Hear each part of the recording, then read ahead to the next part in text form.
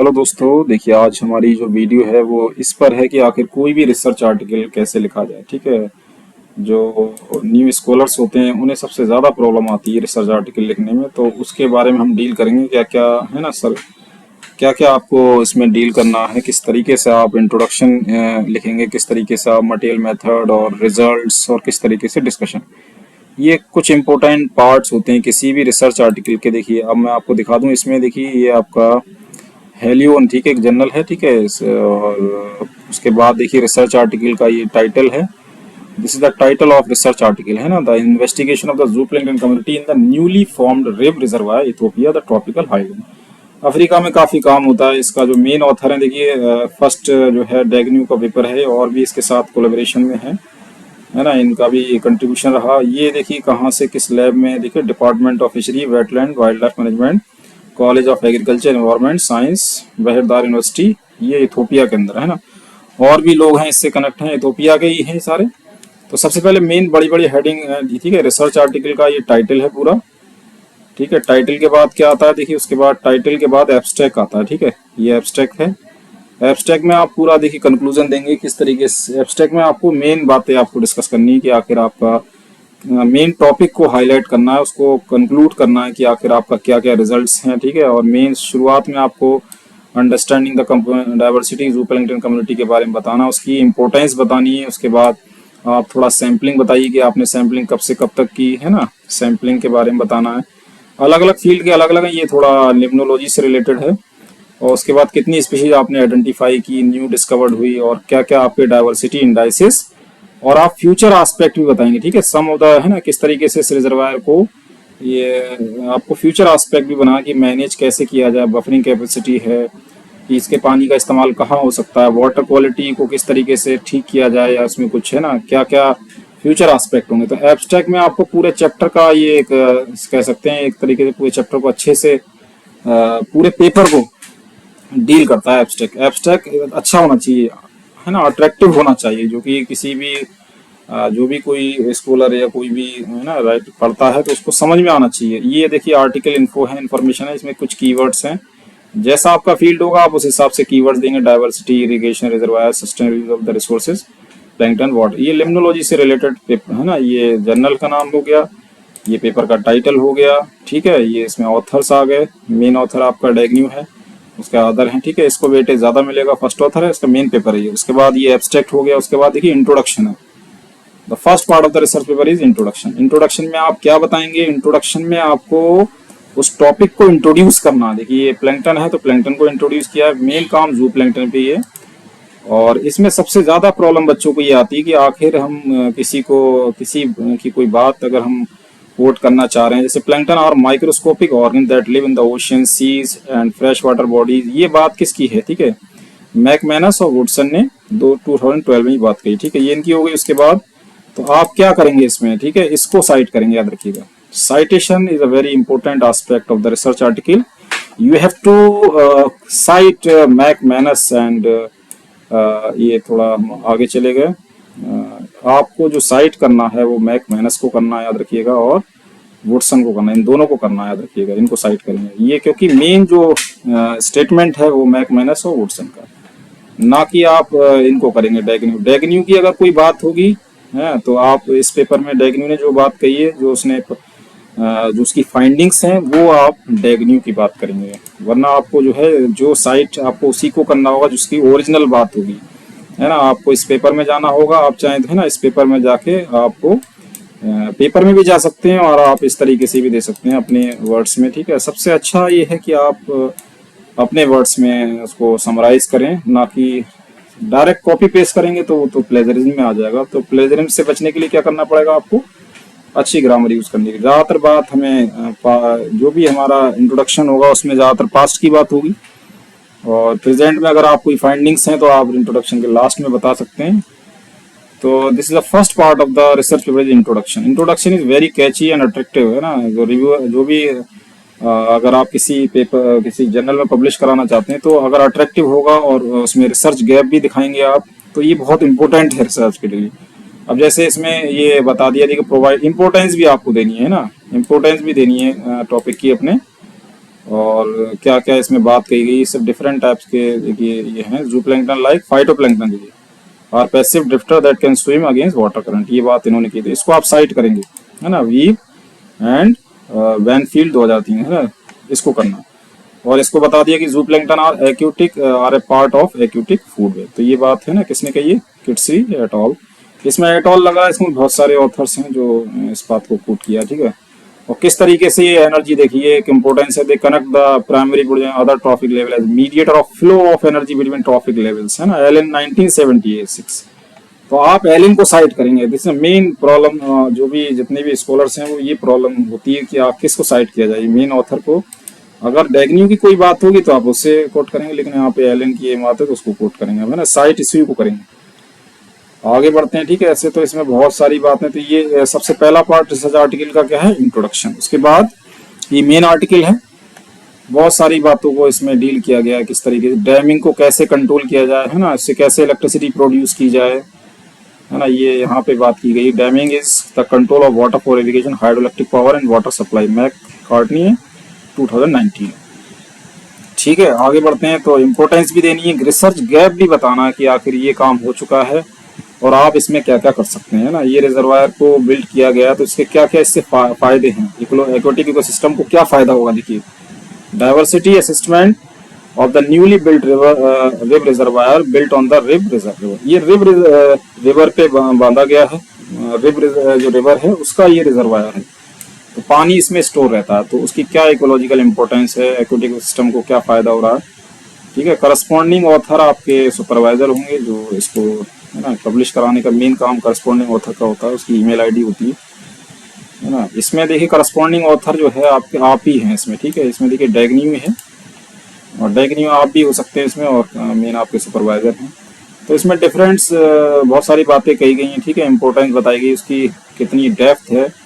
और देखिए यहाँ पे थोड़ा बताया जा रहा है कि as research in 2017 agriculture is not a far behind in the view of the ongoing decline arable land that enable.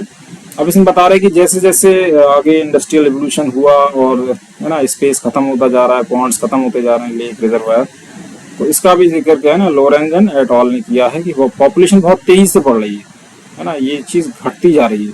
तो इससे एक्यूटिक रिसोर्सेज जो है वो क्या है, जो ह्यूमन न्यूट्रिशन को सॉल्व, वो भी एक बहुत बड़ी प्रॉब्लम बन जाएगा, है ना। It is very big problem. अब देखिए बात, अब देखिए आप over 76 fishers rely on the fishing in river reservoir, ये इस पे डिपेंड है। तो ये एक इम्पोर्टेंस हो गई यहाँ पे। और कितनी डाइवर्सिटी है इसकी जूप्लैंक्टन की, वो किससे इन्फ्लुएंस हो रहा है, ये बायोलॉजिकल साइंस का हो रहा है, ठीक है। रिसोर्सेज कितने हैं, एफएनडी एट ऑल, दो इसको साइट करेंगे आप, क्योंकि ये इसकी बात है। डाइवर्सिटी ऑफ जूप्लैंक्टन और mainly influence by the availability of resource in the ecosystem, ये एफएनडी ऑल है। और क्या इसमें खामियां हैं, lack of monitoring fresh water bodies को, तो उससे जो है बायोडाइवर्सिटी कैसे खत्म हो रही है, इसको डैग्न्यू एट ऑल ने बोला है। तो आप इसको साइट करेंगे, मेन साइट है ना, रेफरेंस आर्टिकल को जितने भी रेफरेंस है ना, साइट करके आपको रेफरेंस है ना, रेफरेंस के लिए आप गूगल स्कॉलर से भी साइट कर सकते हैं और मेंडली का इस्तेमाल कर सकते हैं, एंड नोट है, सारे रेफरेंसेस एक साथ लग जाएंगे।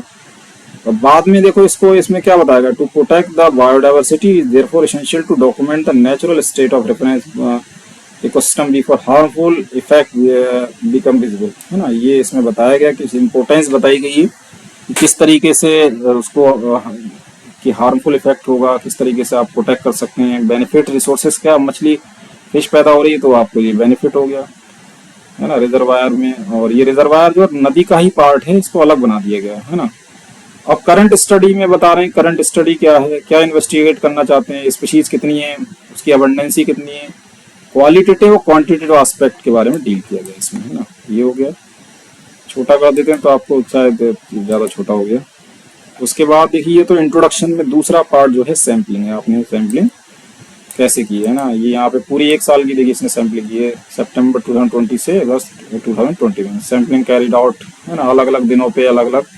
ये पूरा सैम्पलिंग से रिलेटेड है, कब की है सैम्पलिंग, है ना, और क्या मेथड यूज किया, कितनी गहराई से पानी लिया है ना, कितने ml प्लास्टिक बोतल है ना, क्या क्या पैरामीटर्स हैं। उसके बाद मटेरियल मेथड में आ जाइए। मटेरियल मेथड में देखिए दूसरा important aspect of the research article is material method, ठीक है। ये ज्यादातर सेम रहता है, लेकिन आप अपने वर्ड्स में दे सकते हैं। इस रिजर्वायर की लोकेशन बताई गई है, कहाँ पे है ये, और रेनी सीजन में इसका लेवल कितना रहता है, कितना बढ़ जाता है, कितना घट जाता है। मैकन्यू एट ऑल ने भी कुछ स्पीशीज बताई हैं कि वो उनको खतरा है कि खत्म हो सकती हैं। लेबियो बार्बस स्पीशीज के बारे में मैकन्यू एट ऑल ने बताया है ना। तो स्टडी एरिया बता दिया, फिर स्टडी एरिया के बाद क्या आएगा, सैंपलिंग आ गई, ये हमने पहले बता दिया, सॉरी। पहले स्टडी एरिया हो गया मटेरियल मेथड में, किस एरिया पे काम हो रहा है, उसके बाद सैंपलिंग कब की गई, पूरी साल की सैंपलिंग है, वाटर एनालिसिस, और उसके बाद है डेटा एनालिसिस करेंगे। तो डेटा एनालिसिस के लिए क्या बताना होगा कि रिजर्वायर को क्यों पैदा किया गया, इरिगेशन की वजह से कितना पानी घट रहा है, ड्राई सीजन में पानी कम रहेगा जनवरी से मई तक, उसका वाटर का लेवल बढ़ जाएगा, ठीक है। ज्यादातर रिसर्चर देखिए यहाँ बता रहे हैं, ज्यादातर जो रिसर्चर हैं वो बता रहे हैं कि एबायोटिक वेरिएबल जो होते हैं वो काफी इफेक्ट करते हैं बायो अबंडेंसी, किसी भी स्पीशीज की, है ना, उसको अफेक्ट करते हैं। ये आपका क्या हो गया, डेटा एनालिसिस।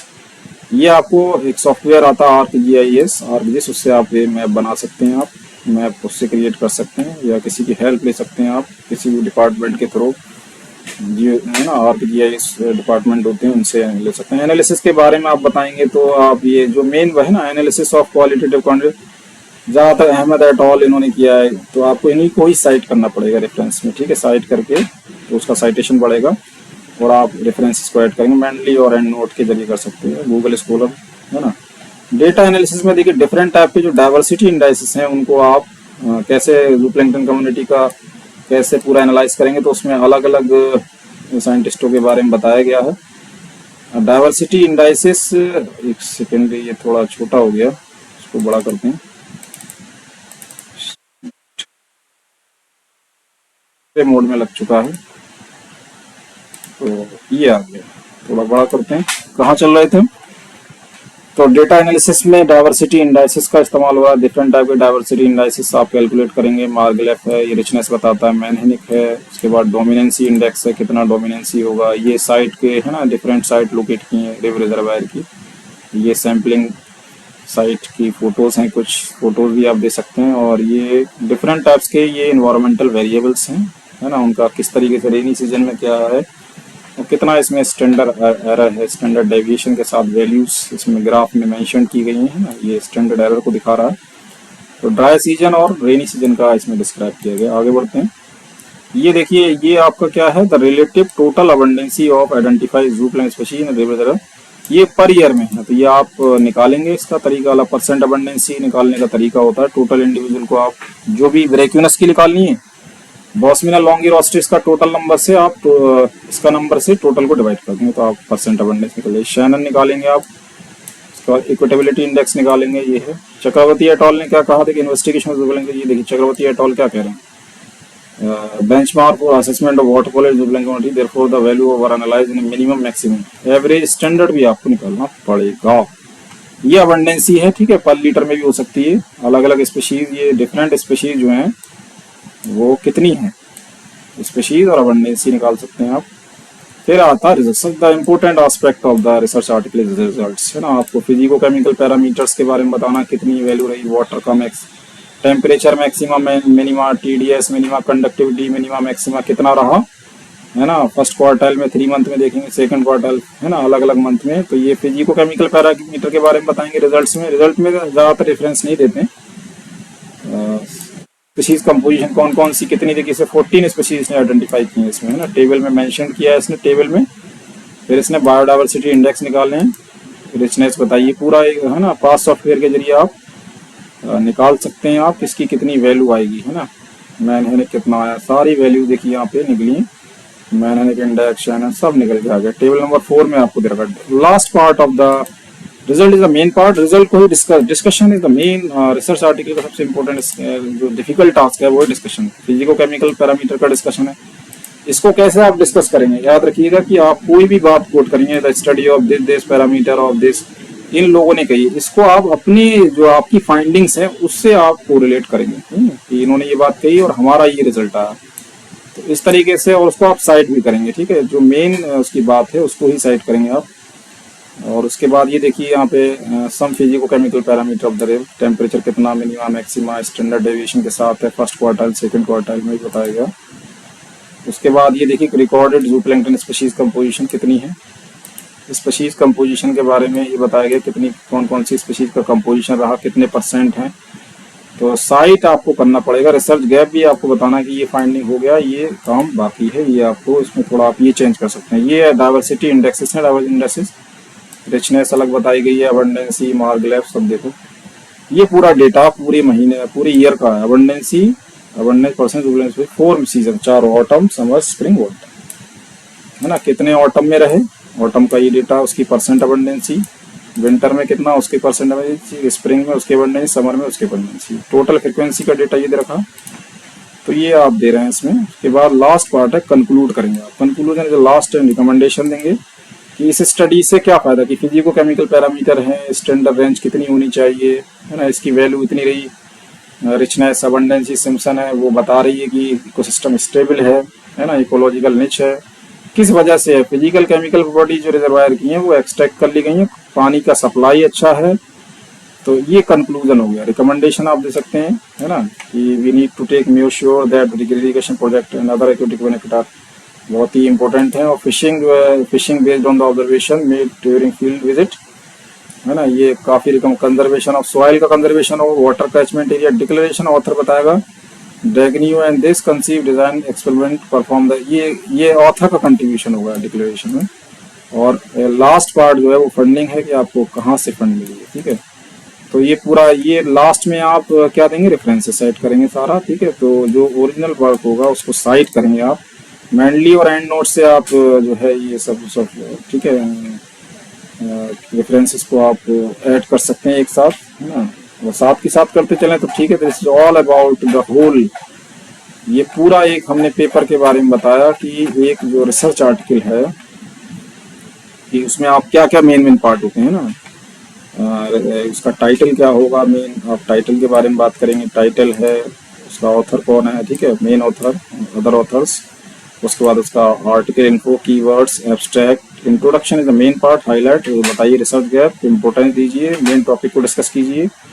और अपना जो करंट वर्क है इसमें ज़्यादातर बात आप पास्ट में ही करेंगे, और प्रेजेंट में जो आप करना चाहते हैं आगे वो बताइए। सैम्पलिंग, है ना, ये हो गया। उसके बाद मटेरियल मेथड में एरिया, डेटा एनालिसिस, ये मैप आप आरजीआई सॉफ्टवेयर से बना सकते हैं। डिफरेंट टाइप के डाइवर्सिटी इंडाइसिस कैलकुलेट करेंगे आप।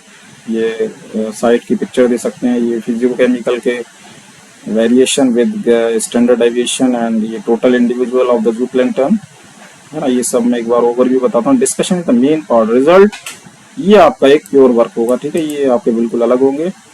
रिजल्ट की बेसिस पर आप डिस्कस करेंगे, ठीक है, और साइट भी करेंगे, ठीक है। इसको इसका फ्लो बनाना बहुत एक इम्पोर्टेंट पार्ट है, कि ये है ना, अपनी बात को और जो previous review of the literature है उससे आप कैसे कोरिलेट करेंगे। This is the main aspect of the discussion, और इस पे आपको बहुत ध्यान देना, ठीक है। प्लेजरिज्म से बचने के लिए आपको क्या करना है, डिफरेंट टाइप्स के सॉफ्टवेयर भी हैं, और अपने वर्ड्स में लिखें तो बहुत अच्छा रहेगा। तो it is all about the how to write a research article for a genuine journal, और मोर ग्रेटर इम्पैक्ट फैक्टर्स, ज़्यादा इम्पैक्ट फैक्टर में कैसे आप पब्लिश करें और अच्छा आर्टिकल हो, उसकी लैंग्वेज अच्छी हो। तो it is all about how to write a research article. मिलते हैं नेक्स्ट वीडियो में। Keep watching, sharing and subscribe my channel.